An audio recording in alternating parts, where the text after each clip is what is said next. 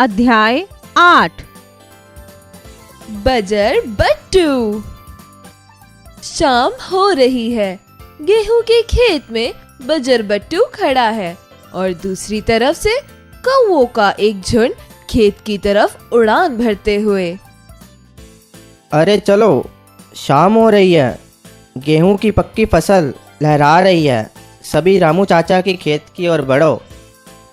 सरदार, रामू चाचा के ही खेत क्यों? क्योंकि उनके खेतों की फसल ना सिर्फ सोना उगल रही है, बल्कि पेट भर अनाज भी चुगने को मिलेगा। अब सवाल कम करो और उड़ान तेज भरो। खेत पर पहुंचने पर सरदार, यहाँ तो पहले से ही कोई खड़ा है। कहीं रामू चाचा ने कोई रखवाला तो नहीं रख लिया? मैं जब तक जांच पड़ताल करके वापस नहीं आ जाता, तब तक तुम सभी इस पेड़ पर थोड़ा सुस्ता लो। रखवाले ने छींट वाली धोती और सफेद कुर्ता, लाल पगड़ी पहन रखी है। दोनों हाथ फैलाए वह खेत में खड़ा है। कौवा, सरदार, रखवाला के बीच संवाद। नमस्ते, क्या आप खेत के रखवाले हैं? हाँ, मैं इस खेत का रखवाला हूँ। मेरे रहते तुम इस खेत को नुकसान नहीं पहुँचा सकते। नहीं नहीं भैया, हम लोग तो बस यहाँ ठंडी हवा खाने आते हैं।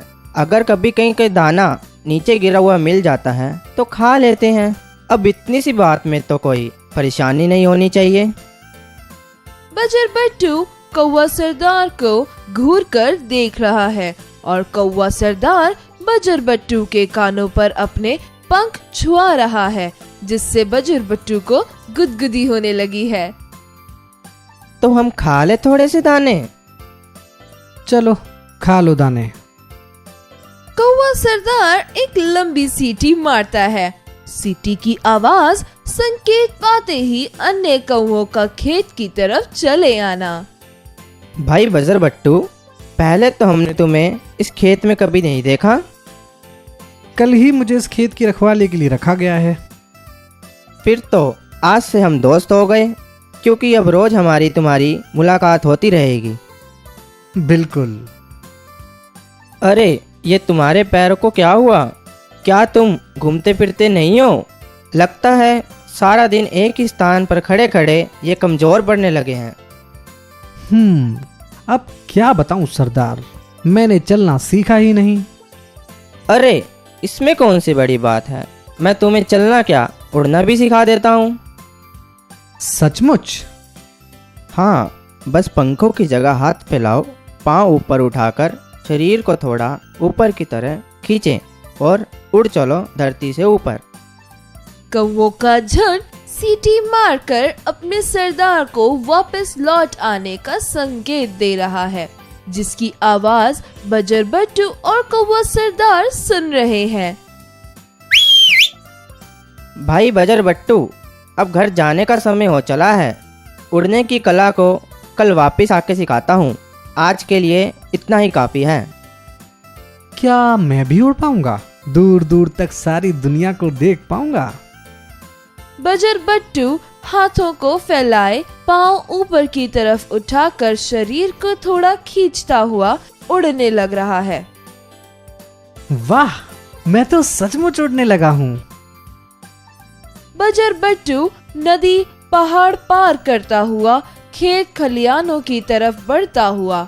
बच्चे बजर बट्टू को देखकर खुश हो रहे हैं।